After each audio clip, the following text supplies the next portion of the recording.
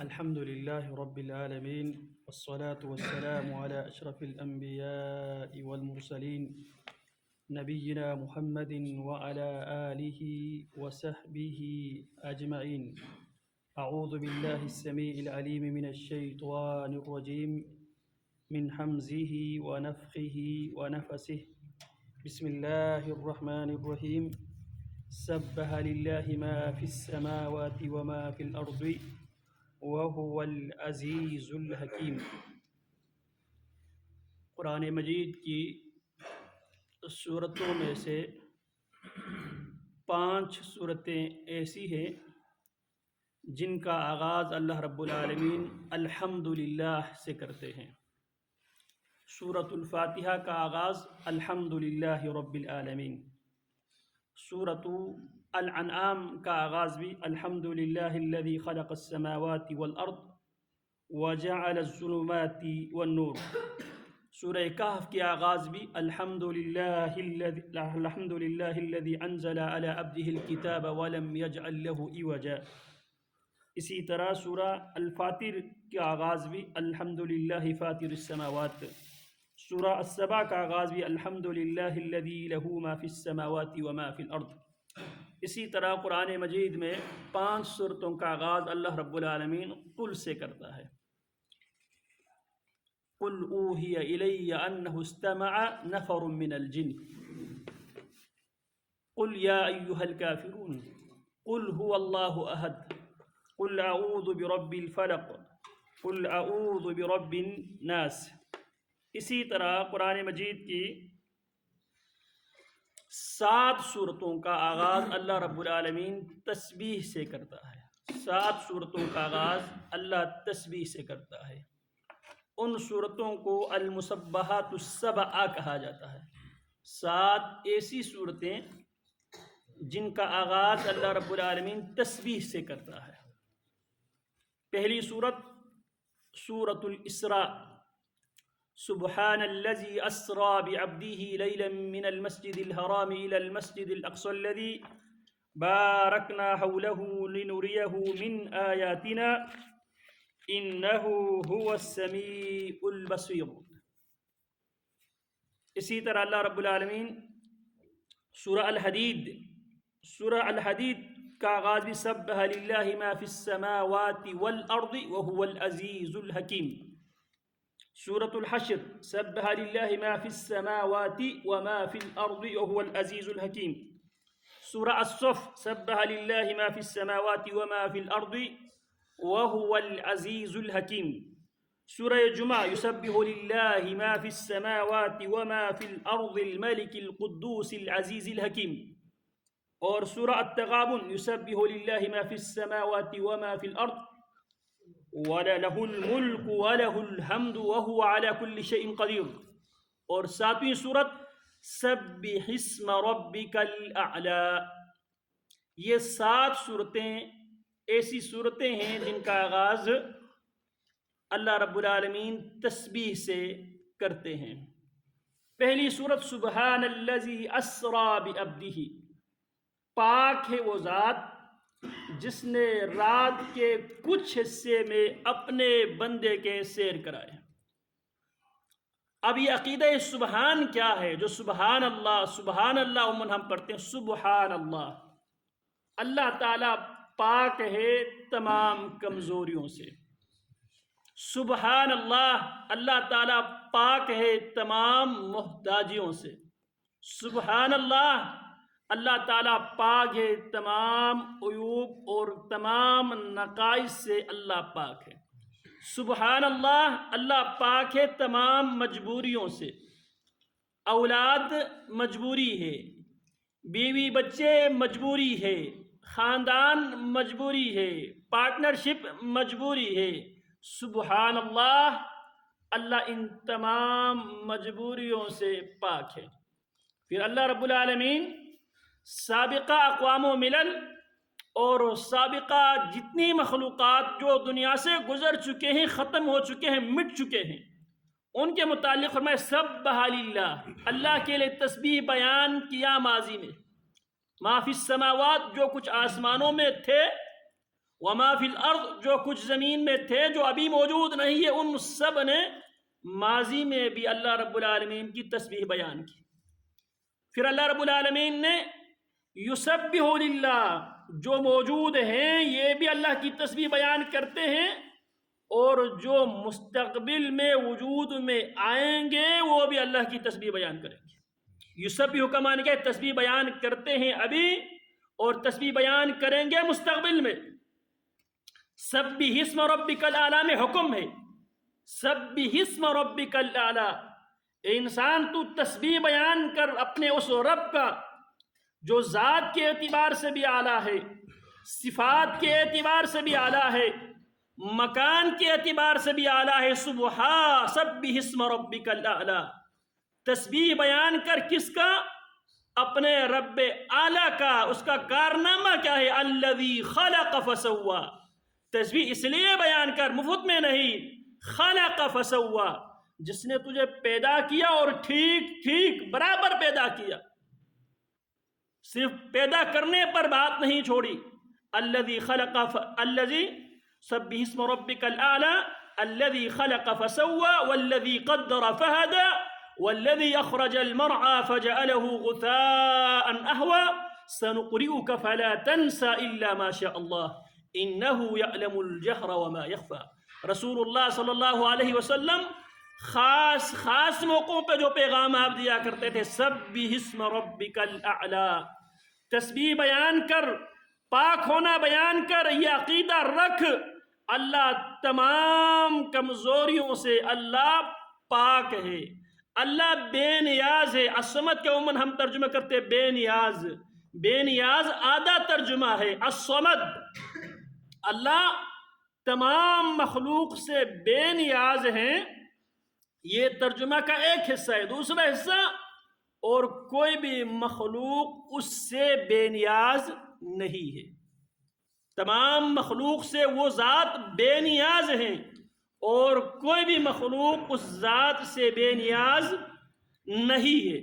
تو سبح للہ، اللہ رب العالمین کے لیے تسبیح بیان کیا، ما فی السماوات، جو کچھ آسمانوں میں، سبح للہ، اللہ کا پاک ہونا بیان کیا، ما ہر اس چیز نے، فی السماوات جو آسمانوں میں ہے، وما اور ہر اس چیز نے بھی اللہ کا پاک ہونا بیان کیا، فی الارض زمین میں ہے، وہو اور وہ اللہ العزیز سب پر غالب، الحکیم کمال حکمت والا ہے۔ اب یہاں پہ اللہ رب العالمین نے اس سورت کے آغاز میں بھی اور سورۃ الاسراء والمعراج اس کے آغاز میں بھی سبحان اللہ سے، عموماً اللہ اس وقت گفتگو کرتے ہیں جہاں انسانی عقل کے حوالے سے انسانی عقل اس بات کو ماننے کے لیے تیار نہیں ہوتی۔ رات کے کچھ حصے میں اس زمانے میں مکہ مکرمہ سے بیت المقدس تک، بیت المقدس سے آسمانوں سے ہوتے ہوئے سدرۃ المنتہا سے ہوتے ہوئے پھر واپس بیت المقدس، پھر بیت المقدس سے پھر رات کی کچھ حصے میں مکہ مکرمہ میں واپسی کو اس زمانے کی عقل نہیں مانتی تھی۔ عقل کی اینگل سے اگر دیکھا جائے یہ ناممکن، ممکنات میں سے یہ بات نہیں تھی، تو اللہ نے فرمایا وہ اللہ پاک ہیں، اس اللہ کے آگے کوئی بھی ناممکن نہیں ہے۔ انسان کے آگے، انسان کی نگاہوں میں بہت سی چیزیں ناممکن ہے، جبکہ میرے رب کے لیے کوئی چیز ناممکن نہیں ہے، سب میرے رب کے لیے ممکن ہے۔ تو سبح للہ، اللہ رب العالمین کی تسبیح بیان کیا۔ اب یہاں پر بھی مسلمان بھی یہ سمجھ رہے تھے اور بنی نذیر کے کافر بھی یہ سمجھ رہے تھے۔ اب ہم مسلمان یہ سمجھ رہے تھے ہمارے پاس اگر یہ لوگ قلعہ بند ہونے کی صورت میں ان کو اپنے قلعوں سے نکالنے کی ہمارے پاس کوئی ٹیکنالوجی، بظاہر ہمارے پاس کوئی اسباب وسائل نہیں ہے، اور وہ بھی سمجھتے تھے اسباب وسائل کے دنیا میں رہتے ہوئے دنیا کی کوئی طاقت ہمیں ہمارے قلعوں سے باہر نہیں کر سکتی۔ تو سبح للہ، اللہ رب العالمین کے لیے پاک ہونا بیان کیا، لیکن اللہ رب العالمین نے انسانی عقل کے بالکل برعکس اللہ رب العالمین نے نبی اکرم صلی اللہ علیہ وسلم اور مسلمانوں کا رعب اللہ نے بنی نذیر کے دل میں ڈال دیا. وہ مضبوط قلعے چھوڑنے پر مجبور ہو گئے. هو الذی اخرج الذین کفروا، یہ تسبیح بیان کرنے کے بعد هو الذی اخرج الذین کفروا، اللہ ہی ہے جس نے ان کافروں کو نکالا. یہاں پہ اخرج الذین کفروا من اہل الکتاب، اہل کتاب کے کافروں کو اہل کتاب بھی کہا اور کافر بھی کہا. کتاب اہل کتاب اس لیے کہا جاتا ہے کیونکہ وہ قرآن مجید سے پہلے جتنی کتابیں آئی تھی ان کتابوں کے وہ مالک تھے، وہ ان کتابوں کے وارث تھے. اور کافر کیوں تھا؟ کیونکہ انہوں نے ان کتابوں کے اندر بھی تحریف، تبدیل، تغییر کیا اور رسول اللہ صلی اللہ علیہ وسلم کی رسالت و نبوت کو ماننے سے کفر کیا، انکار کیا. تو لہٰذا اہل کتاب کے کافروں کو نکالا.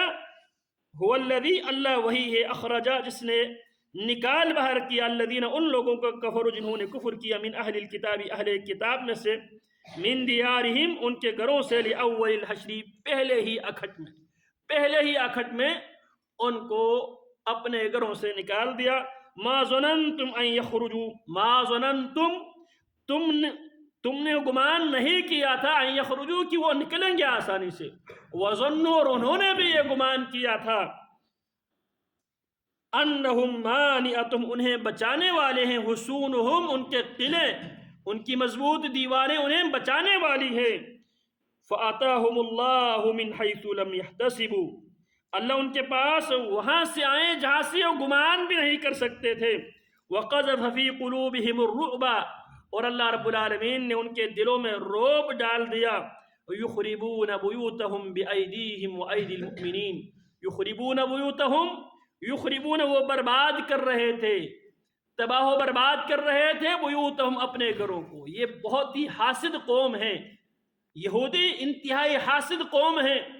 اب انہوں نے سوچا اب ہم تو جا رہے ہیں، ہم ان مکانات کو بھی جتنا ہو سکے خراب ہی کر کے جائیں گے تاکہ مسلمان ان گھروں کو، ان دیواروں کو، ان قلعوں کو استعمال نہ کر سکے. اس حسد کی بنیاد پر اگر ہم فائدہ نہ اٹھا سکے، ہم ان کو بھی فائدہ اٹھانے کیوں دیں گے؟ حسد کی 3 سٹیج ہے. ایک کو غبطہ کہا جاتا ہے جو شرعاً جائز ہے. ایک حسد یہ ہے یہ مال اس سے چھن جائے مجھے مل جائے، یہ بھی حرام ہے. ایک حسد یار اس سے ملے یا نہ ملے، اس سے میرا کوئی لینا دینا نہیں لیکن اس کے پاس نہیں ہونا چاہیے.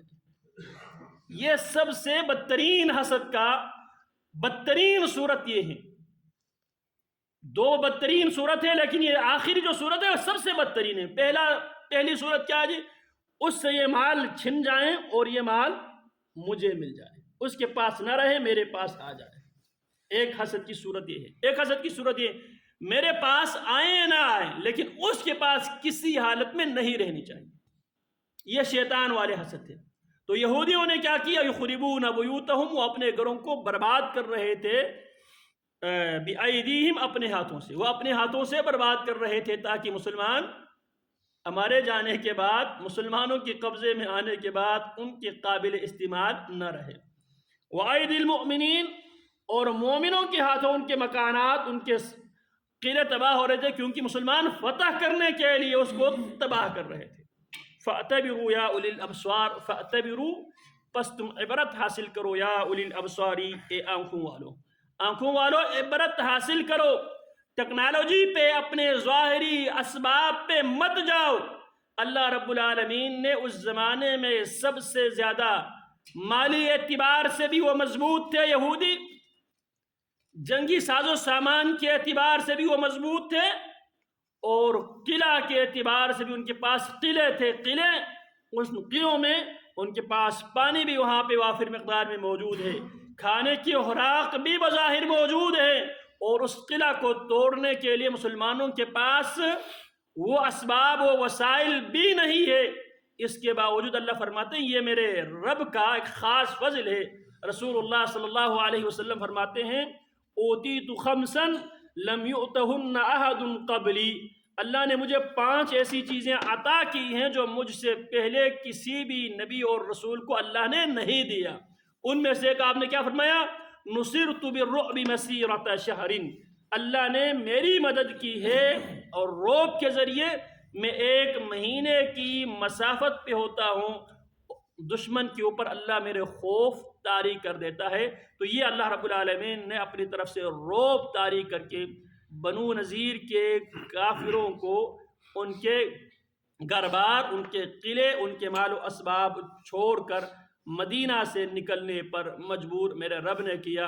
اور اللہ رب العالمین یہ آیات بینات قرآن مجید میں بیان کر کے ہر زمانے کی مسلمانوں کو اللہ رب العالمین یہ تصویر دکھاتا ہے، اگر تم صحیح معنوں میں ایمان والے تم بن جاؤ، دنیا کی کوئی ٹیکنالوجی تمہارے آگے رکاوٹ نہیں بن سکتی۔ اللہ رب العالمین ہمیں صحیح معنوں میں رب العالمین کی ذات پر ایمان و عقیدہ رکھنے کی توفیق عطا فرمائیں۔ وصلی اللہ وسلم علی نبینا محمد وعلی آلہ وصحبہ اجمعین۔